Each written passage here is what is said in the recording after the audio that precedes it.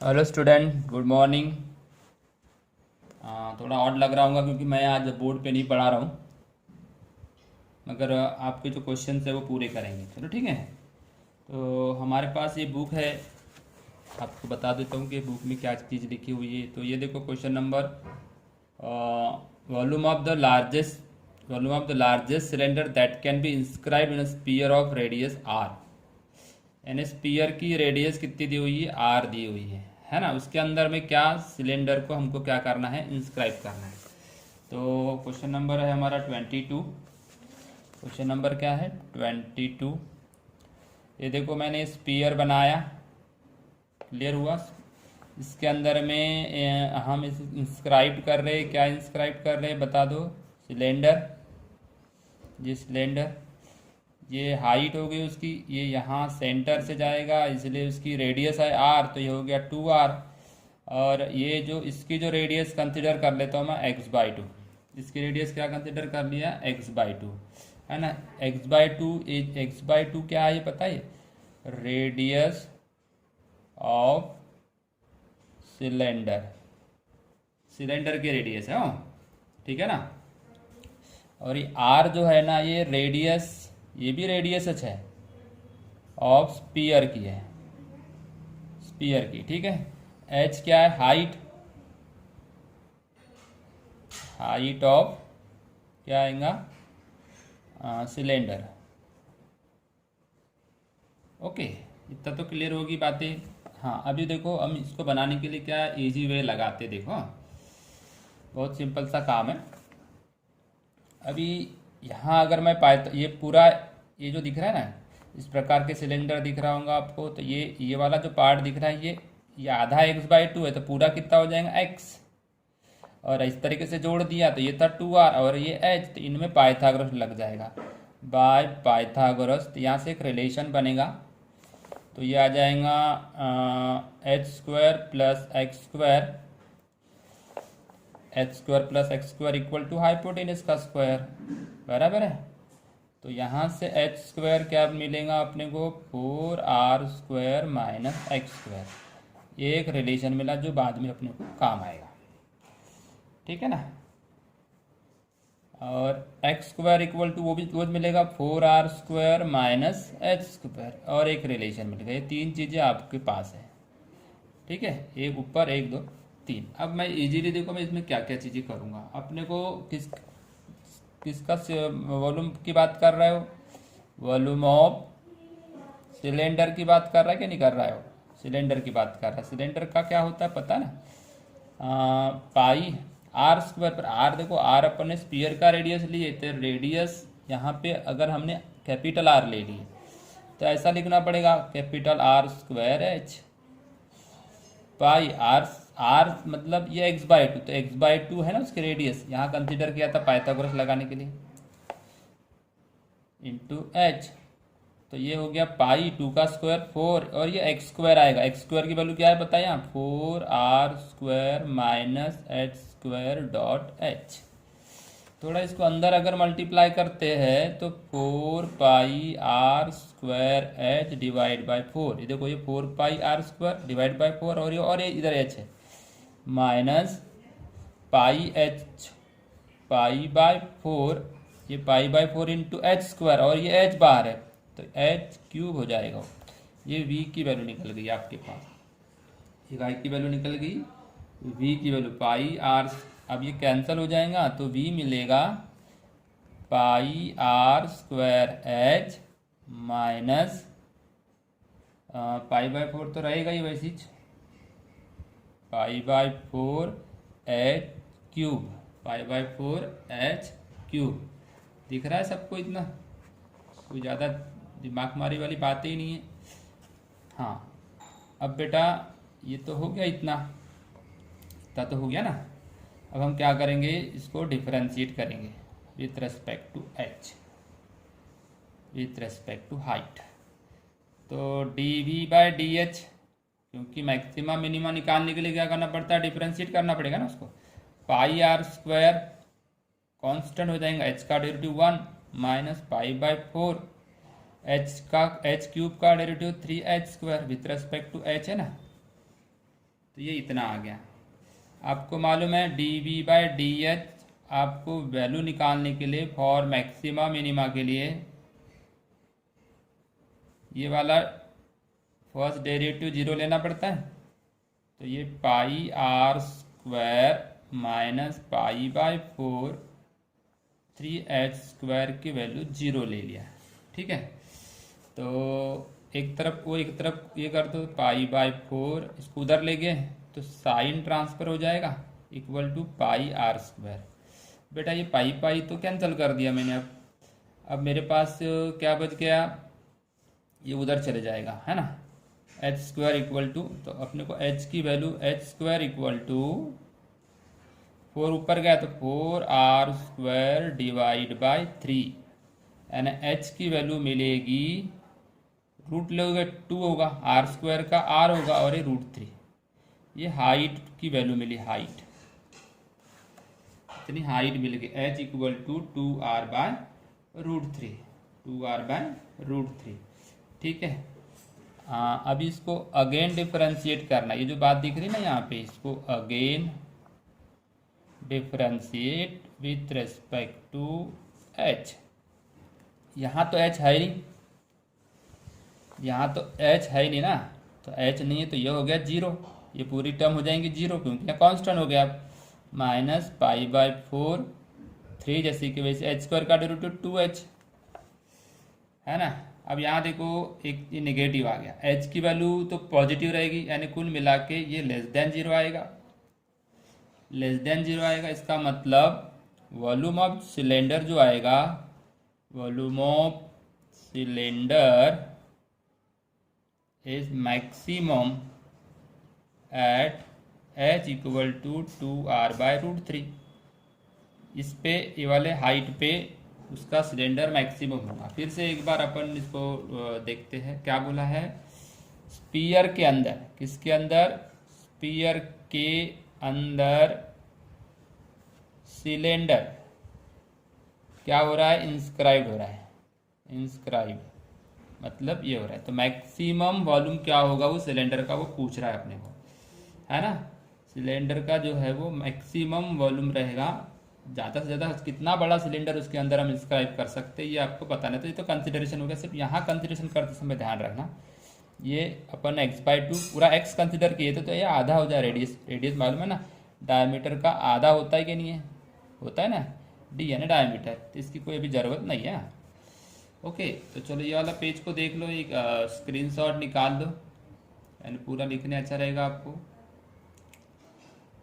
अभी आपको और क्या पूछा है देखो, ये तो वॉल्यूम ऑफ सिलेंडर हो गया। अब बोल रहा है, क्वेश्चन बोल रहा है कि find the volume of the largest cylinder, यानी वॉल्यूम निकालना है हमको, यानी हमको क्या निकालना है, वॉल्यूम निकालना। तो चलो यहाँ से वॉल्यूम निकाल लेते हैं। तो वॉल्यूम ऑफ,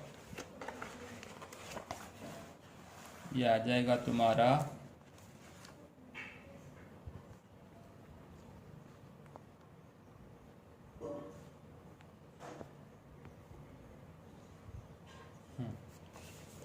ये निकल जाएगा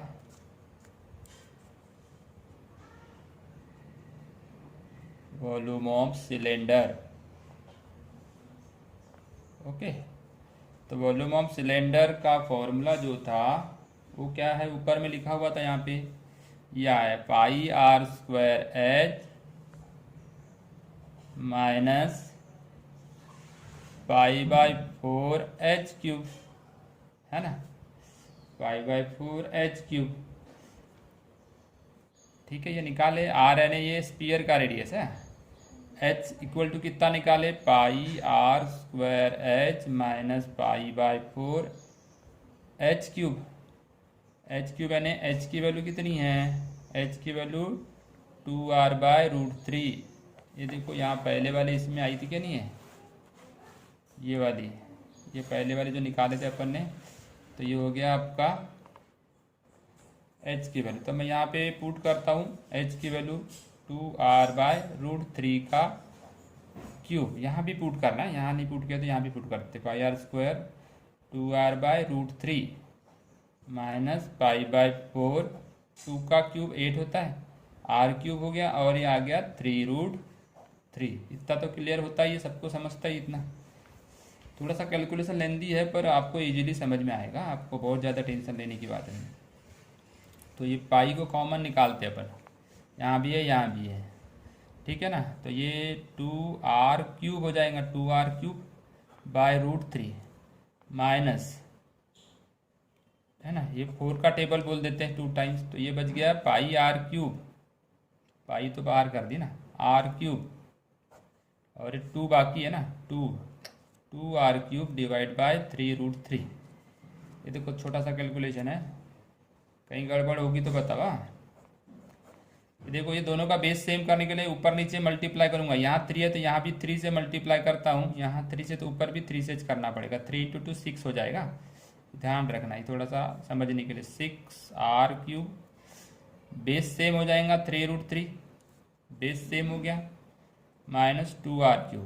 क्या किए, इसको भी 3 से मल्टीप्लाई किए तो इसको भी 3 से मल्टीप्लाई किया, ऐसा मीनिंग हो गया। तो 6, ये दोनों का, ये 3√3, ये भी 3√3, तो ये 3√3 आ गया, आया कि नहीं आया। तो फिर 6r³ माइनस 2r³, तो ये कितना हो जाएगा, 6r³ 4πr³ divide by 3√3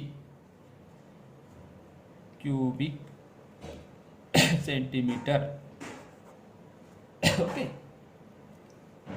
centimetre cube. ये था उसका मैक्सिमम वॉल्यूम ऑफ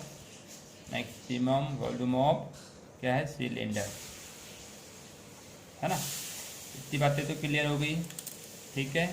देख लो अच्छे से ज़रा, हाँ फिर बताओ मेरे को, इसका भी स्क्रीनशॉट निकाल लो। तो बेटा इधर देखो, अभी हमारा क्वेश्चन आएगा थोड़ा सा, ये क्या मतलब एक नया चेंज किया मैंने ये, तो देख लो ये अच्छा लगता है क्या, क्योंकि बोर्ड पे तो हर दिन पढ़ाता हूँ, बीच बीच में इसको पढ़ा सकती है क्या आपको मतलब अच्छा लगा तो फीडबैक जरूर भेजना, जितने लोग इस वीडियो को देखेंगे, ठीक है। तो ये देखो, सो दैट, इसमें एक विशेषता है कि क्वेश्चन पे आसानी से मेरे को दिखाते आता है, बोर्ड पे लिखने की जरूरत ही नहीं पड़ती, पूरी बुक दिखाते आती। सो दैट, ये दिख रहा है आपको, ये दोनों इंक्रीजिंग डिक्रीजिंग के क्वेश्चन हैं, यानी मैक्सिमा मिनिमा के क्वेश्चन नहीं है, ध्यान रखना।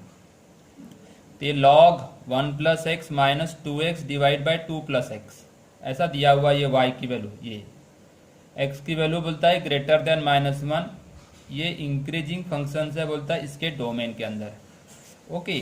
तो इतनी बात तो क्लियर, x की वैल्यू -1 से बड़ी है, -1 से बड़ी मतलब नंबर लाइन पे मैं बताता हूँ आपको सब चीज़ें, ठीक है। क्वेश्चन को देख लिए, क्वेश्चन को नोट कर लो एक बार, ठीक है। तो चलो इसको भी हम बनाते हैं, ठीक है ना।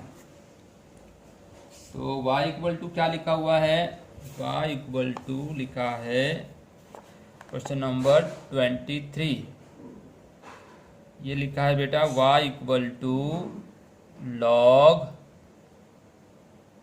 log 1 + x minus 2x upon 2 + x greater than -1। अभी इंक्रीजिंग है कि डिक्रीजिंग है, देखिए y = log 1 + x minus 2x upon 2 + x greater than -1। तो थोड़ा समझते इसको, इस एग्जाम्पल को समझते, तो देखो क्या क्या करेंगे हम। इंक्रीजिंग डिक्रीजिंग के क्वेश्चन मतलब इसको डिफरेंशिएट करना, क्या करना, डिफरेंशिएट, हमेशा डिफरेंशिएट ही करना पड़ता है। अगर कुछ भी नहीं आया तो डिफरेंशिएट तक तो कर ही देना एकदम। ये मान लो समझ में नहीं आया तो उपाय बताता हूँ मैं आपको। सो दैट क्या करना है, क्या सो दैट करना है, ये टू शो इंक्रीजिंग फंक्शंस, क्या सो दैट करना है, इंक्रीजिंग फंक्शंस। मतलब आपको याद आया इंक्रीजिंग डिक्रीजिंग याद आया। हाँ, इंक्रीजिंग डिक्रीजिंग में क्या होता है कि अगर इसकी डेरिवेटिव डिफरेंशिएट किए मतलब आपको dy/dx मिलेगा। लॉग का डेरिवेटिव क्या होता है, 1/1 + x लॉग, आपको तो डेरिवेटिव में परफेक्ट हो, यहाँ पे u/v रूल लगेगा। u/v रूल यानी second derivative of first minus first derivative of second divide by second का होल स्क्वायर। तो यह आ गया 1/1 + x माइनस, चलो सेकेंड फंक्शन क्या है, 2 + x, फर्स्ट का डेरिवेटिव 2 + x ब्रैकेट के अंदर लिखो, माइनस फर्स्ट फर्स्ट क्या है 2x और सेकेंड का डेरिवेटिव 2 प्लस एक्स का डेरिवेटिव क्या आएगा 1, 2 का डेरिवेटिव 0 और x का डेरिवेटिव 1। क्लियर हो रहा है? हाँ चलो, ये आ गया 1/1 प्लस एक्स माइनस, है ना, ब्रैकेट, ये आपको दिखा रहा है बीच की लाइन, ठीक है। ये 2 इंटू 2 कितना हो जाएगा 4, ये 2x माइनस 2x, तो 2x गायब हो गया। यहाँ 2 प्लस एक्स का होल स्क्वायर भी लिखना है, 2 प्लस एक्स। ओके, कोई दिक्कत नहीं। तो चलो 2 प्लस एक्स का होल स्क्वायर है। तो थोड़ा सा कैलकुलेशन और करते हैं यहाँ पे। 1/1 प्लस एक्स, सब कुछ सिंपल है, यहाँ कुछ नहीं। 2 प्लस एक्स का होल स्क्वायर, ये ऐसा है, ठीक है ना। इसमें और थोड़ा सा मतलब ये करते हैं, क्रॉस मल्टीप्लाई करेंगे। 1/1 प्लस एक्स माइनस 4 इसका स्क्वायर कितना होगा 4 plus 4x plus x square. Cross multiply करते हैं, है ना। क्रॉस मल्टीप्लाई करेंगे तो क्या होगा, ये 1 into 4 plus 4x plus x square minus 4 into 4x। आधी टीम तो ऐसी गायब हो गई। ओके, तो ये क्या आ जाएगा 1 प्लस एक्स, ऐसा क्रॉस हो गया ना। आपको क्रॉस मल्टीप्लाई बताने की जरूरत तो है ही नहीं, ये ऐसा हो गया क्रॉस मल्टीप्लाई। 4x और 4 ऐसी गायब हो गई। ऊपर में बचा क्या x square divide bye 1 plus x, और ये बच गया 2 प्लस एक्स का होल स्क्वायर है। ये वापस कर दिया मैंने उसको कैलकुलेशन करने के बाद। अब ये बेटा dy बाय डी एक्स है, आपका dy बाय डी एक्स है। अब देखो नाउ, अब आपका जो डोमेन है, ये x की वैल्यू बोलता है -1 से बड़ी है, x की वैल्यू -1 से बड़ी है ना। x की वैल्यू -1 से बड़ी, यानी डोमेन। इसके अंदर में पॉजिटिव आता है कि क्या देखते हैं। अगर मैंने इसको स्क्वायरिंग किया तो भी ये ऑटोमेटिकली बड़ा रहेगा, है ना। ये 0 से बड़ा आएगा। एक्स स्क्वायर कितना हो जाएगा 1 से बड़ा, ठीक है। एक्स स्क्वायर 1 से बड़ा मतलब 0 से बड़ा। पॉजिटिव चाह रहा है कि नहीं आ रहा है, पॉजिटिव आएगा नहीं। अरे मैं इसको स्क्वायर कर दूंगा, ये नंबर लाइन है, इधर देखो, ये नंबर लाइन में यहाँ 0 होना, यहाँ -1 होना, और यहाँ 1, यहाँ 2। अगर ये 1 से बड़ी मतलब इधर की वैल्यू होंगी सब। स्क्वायर करोगे तो सबके सब पॉजिटिव जाएंगी, यानी ये निगेटिव तो आएगा नहीं, एक्स स्क्वायर पॉजिटिव आएगा। एक्स स्क्वायर क्या आएगा पॉजिटिव आएगा, ये पॉजिटिव हो गया, यानी एक टर्म तो पॉजिटिव हो गई। अब दूसरा देखो, दूसरा 1 प्लस एक्स। अब तक x ग्रेटर देन -1 है, तो ये मैंने ये देखो यहाँ दोनों x ग्रेटर देन, अगर मैं यहाँ 1 प्लस कर दिया, 1 प्लस एक्स ग्रेटर देन 1 -1, क्या किया ऐड किया बोथ साइड। यहाँ 1 प्लस किया, इधर भी 1 प्लस किया, दिख रहा है, ये 1 प्लस कर दिया दोनों साइड। तो 1 प्लस एक्स, ये 1 प्लस एक्स ग्रेटर देन 1 -1 0। तो आपके भाषा में 1 प्लस एक्स भी पॉजिटिव आया, 1 प्लस एक्स भी पॉजिटिव आया। दूसरा देखते हैं 2, तो स्क्वायर है 2 प्लस एक्स स्क्वायर है बेटा, ये स्क्वायर है तो ग्रेटर देन 0 रहेगा, मतलब 2 प्लस एक्स भी जो है स्क्वायर, ये भी पॉजिटिव आया। इसका मतलब ये हुआ dy बाय डी एक्स, ये भी पॉजिटिव आया, ये ब्रैकेट भी पॉजिटिव आ रहा है, और ये स्क्वायर है तो ये भी पॉजिटिव आया। मतलब positive divide by positive equal to positive, मतलब ग्रेटर देन 0, मतलब dy by D X greater than 0 आया, मतलब हेंस बोलो गिवन फंक्शंस क्या हो जाएगा, हेंस गिवन फंक्शंस, दिख रहा है सभी को, हाँ, hence given functions increasing, given functions is an increasing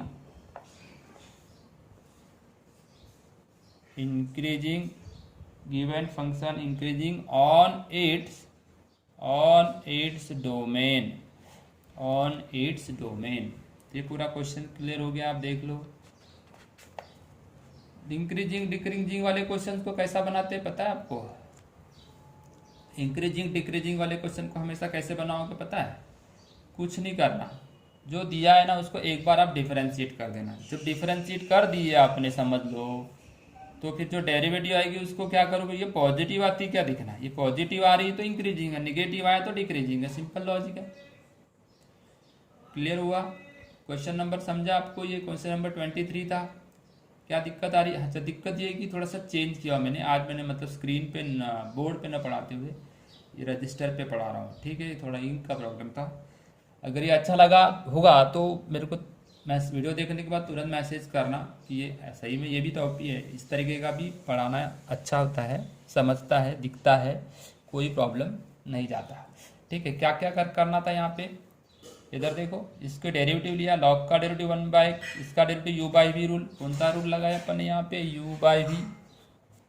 तो ये डेरिवेटिव तो सबको लेते आती है, डेरिवेटिव इतनी, अब इसको साबित करना है, इसको मतलब हमको क्या करना है, इसको बताना है कि ये जो है, ये जो डेरिवेटिव आई है ये पॉजिटिव है। तो देखो स्क्वायर कभी भी पॉजिटिव है तो ये भी पॉजिटिव रहेगा। अब ये बता दिया मैंने कि ये पॉजिटिव कैसा होता है, यहाँ प्रूफ करके दे दिया, 1 + x पॉजिटिव है करके, दोनों साइड में 1 प्लस कर दिया, कर सकते हैं अपन प्लस, तो इस पे से पता चला कि 1 + x पॉजिटिव है। अब सब पॉजिटिव है बेटा, तो फिर कॉल जो डेरिवेटिव है dy/dx है वो ग्रेटर देन 0 है, और यही तो डेफिनेशन ऑफ इंक्रीजिंग है, एंड इसका ग्राफ जो होगा वो इंक्रीज होते होगा, ऐसा बढ़ते होगा, जिसका एंड अगर ग्राफ बनाएंगे ना तो ऐसा इस टाइप का ऐसा इंक्रीज होगा, क्योंकि ऐसे फंक्शंस की डेरिवेटिव जो होती है ना वो पॉजिटिव आती है। क्लियर हुआ? चलो नेक्स्ट क्वेश्चन दिखाता हूँ, ये भी इंक्रीजिंग डिक्रीजिंग का है, हाँ ये भी इंक्रीजिंग डिक्रीजिंग का है। चलो इसको थोड़ा सा पढ़ते हैं। क्या है, prove that y = 4 sin theta upon 2 + cos theta minus theta is an increasing function of theta belongs to क्या है, थीटा बिलोंग्स टू 0 to π/2। ठीक है, चलो मैं ये क्वेश्चन लिख लेता हूँ, क्वेश्चंस को लिख लेते हैं। चलो दिख रहा है आपको क्वेश्चन नंबर 24 इस एक्सरसाइज का लास्ट और इस चैप्टर का लास्ट है ना, फिर इसके बाद में अपन छोटे छोटे टेस्ट लेते हैं।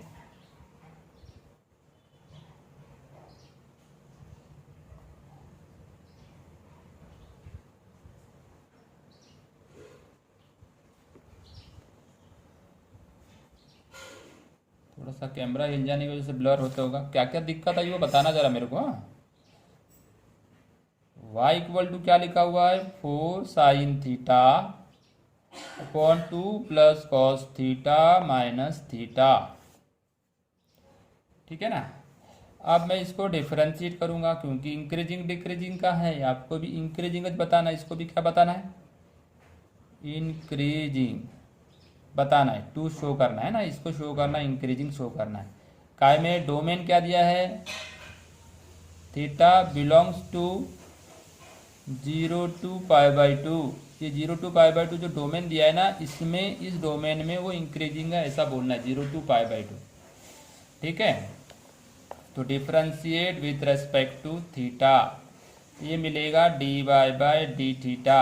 यहाँ लगा वो रूल अभी जो बताया, second function derivative of first, ये सेकेंड हो गया, फर्स्ट का डेरिवेटिव यानी 4 sin थीटा का डेरिवेटिव 4 cos थीटा, फिर ये माइनस, फिर 4 sin theta first function derivative of second 0 - cos theta, second यानी कौन है, ये वाला 2 का डेरिवेटिव 0 cos थीटा का माइनस sin थीटा आएगा, क्या आएगा, minus sin theta divide by 2 + cos theta का होल स्क्वायर। चलो इसको मैं थोड़ा सा सॉल्व कर लेता हूँ, 2 + cos थीटा का होल स्क्वायर, इसकी ज़रूरत अभी पड़ेगी नहीं, इसको थोड़ा सॉल्व करते तो क्या आने वाला है, 8 cos theta plus 4 cos square theta minus और ये minus plus 4 sin square theta, ऐसा हो गया। इतनी बातें तो क्लियर हो गई। अब क्या हो रहा है देखो, यहाँ पे सिंपल सा लॉजिक है, सिंपल लॉजिक हमको यहाँ पे लगाने का है। चलो 8 cos थीटा, ये 4 को कॉमन निकाल लेते, 8 cos थीटा, 4 को कॉमन निकालोगे तो यहाँ पे cos square theta plus sin square theta, ये तो आइडेंटिटी आती है 2 + cos थीटा का होल स्क्वायर। तो ऊपर क्या बचता है 8 cos theta plus 4 divide by 2 plus cos theta. एक चीज़ यहाँ पे छूटी, कौन सी चीज़ छूटी? इधर देखो ये थीटा भी दिया हुआ है ना, थीटा का डेरिवेटिव 1 आएगा, ये -1 आएगा, ये -1 ये -1 चलते रहेगा। ठीक है, वो थीटा दिखती है ना। हाँ 8 cos theta plus 4 into cross multiply कर लो तो 2 प्लस cos थीटा का whole square divide by 2 plus cos theta. ठीक है, तो ये आ गया आपका 8 cos थीटा प्लस 4, ये सब माइनस हो जाएंगे, 2 का square 4 minus 4 cos theta minus cos square theta, ये सब माइनस हो गए क्योंकि बाहर माइनस है। 2 प्लस cos थीटा, कौन सी चीज़ें कैंसिल हो रही है उसको देखो, 4 से 4 कैंसिल है ना। 8 cos थीटा में से 4 cos थीटा गए तो कितना बचेगा? अभी तक तो डेरिवेटिव निकाल रहे हैं ना, पर कुछ तो है नहीं है। यहाँ तक आपको अगर ये मान लो 3 मार्क का क्वेश्चन होगा ना तो 2 मार्क तो आपको इस पेज मिल जाएंगे डेरिवेटिव निकालने में। तो दिक्कत क्या, जब भी इंक्रीजिंग डिक्रीजिंग का प्रॉब्लम आता है डरने का नहीं, डेरिवेटिव तो निकालो पहले, डेरिवेटिव निकालने के बाद सोचने का फिर क्या है दिक्कत। ये हो गया आपका 4 cos theta minus cos square theta divide by 2 plus cos theta का होल स्क्वायर। ठीक है, यहाँ तक तो सभी को समझ में आ ही गया होगा। देखो ऊपर वाले स्टेप में क्या क्या दिक्कत आई कि किसी को, है ना। अभी मैं कौन सी चीज़ कॉमन निकाल सकता हूँ यहाँ से, कौन सी चीज़ कॉमन निकाल सकता हूँ? 4 cos थीटा भी निकलेगा तो क्या बचेगा फिर यहाँ पे?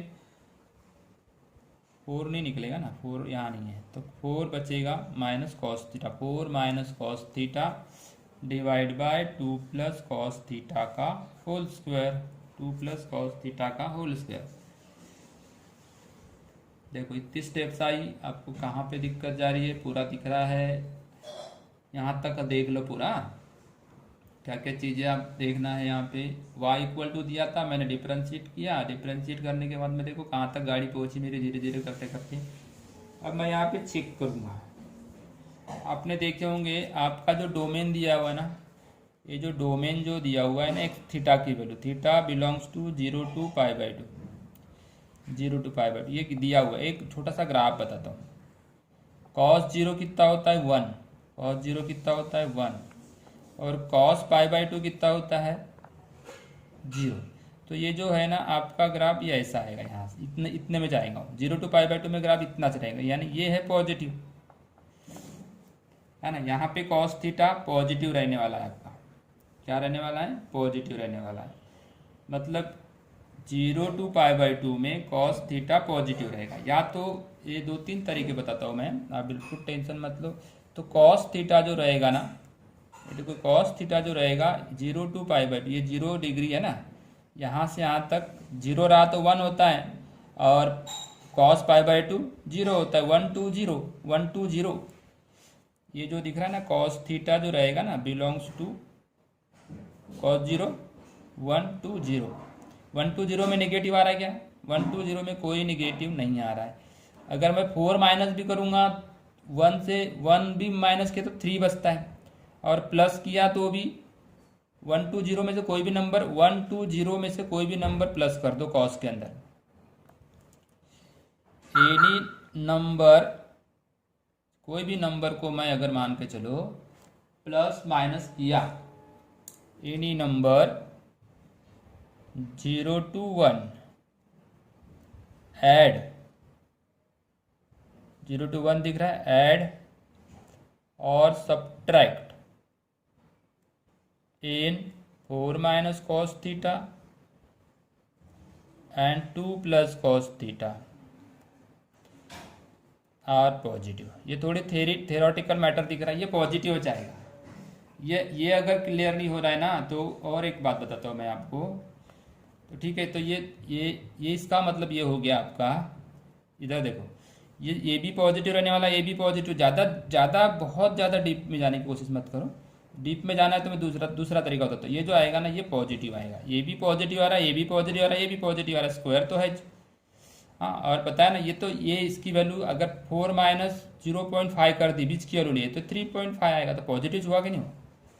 तो इसीलिए ये पॉजिटिव आएगा, मतलब that is D Y by D theta जो है ये आपका ग्रेटर देन 0 आया, इसीलिए ये कौन सा फंक्शन रहेगा, इंक्रीजिंग।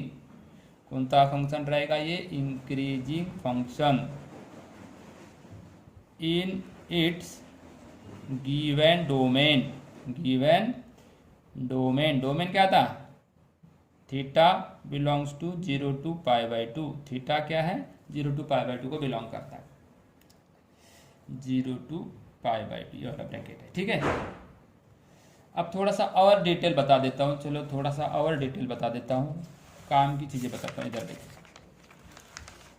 ये हो गया पूरा क्वेश्चन ना। अभी जो हमने लाए हैं उसको देखते क्या है। मैं लिखता हूँ पहले y equal to d Y by D theta equal to क्या लाया हो आपने, cos theta 4 minus cos theta divide by 2 plus cos theta का होल स्क्वायर, ठीक है। इसकी एक्चुअली 0 to π/2 में 0 theta belongs to 0 to π/2, theta belongs to 0 to π/2। तो कॉस थीटा जो रहेगा ना वो cos theta greater than equal to 0 रहेगा,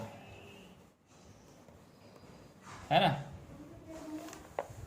0 से 1 के बीच बोले तो चलेगा, 0 to 1 लिख देता हूँ भला यहाँ पे। कॉस थीटा जो रहेगा ना ये 0 से बड़ा रहेगा और 1 से छोटा रहेगा, ठीक है। कॉस थीटा 0 to π/2 में, ये वाले इसके अंदर में, क्लियर हुआ।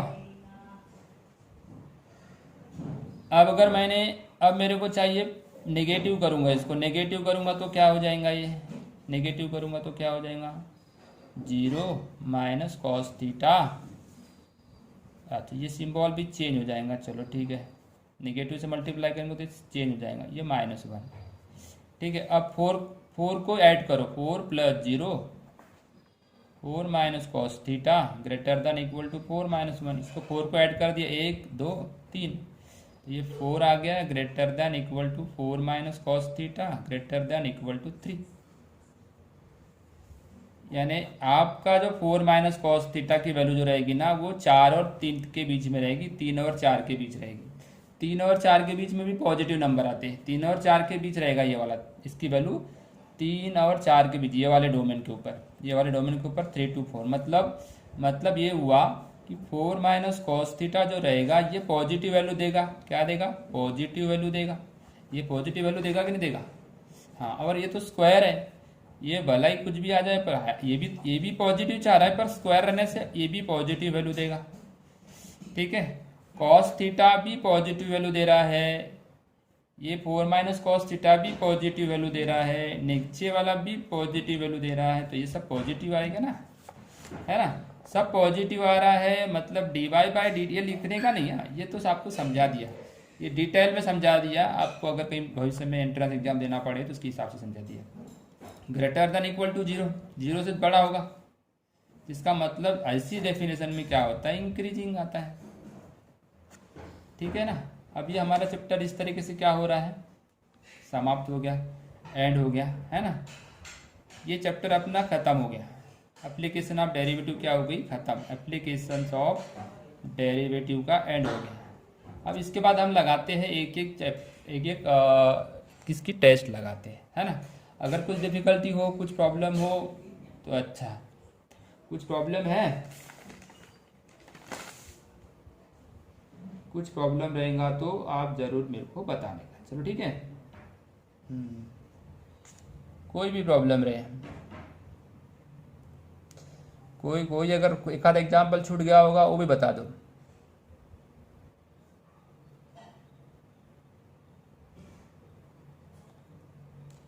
ठीक है, ऐसा कुछ रहेगा।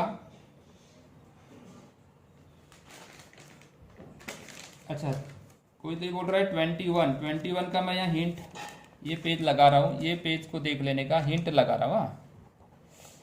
21 को देख लो, ये अगर किसी का छुटा होगा 21 तो ये वाले इसका स्क्रीनशॉट निकाल लो, ठीक है ना। क्लियर हो गया। तो इस तरीके से हमने ये वाले एग्जाम्पल को देख लिए, 24 को, इसके पहले हमने ये 23 को देखे थे, ठीक है। इसके पहले हमने ये 22 को देखे थे। क्लियर हुआ, ये सारी बातें क्लियर हो गई।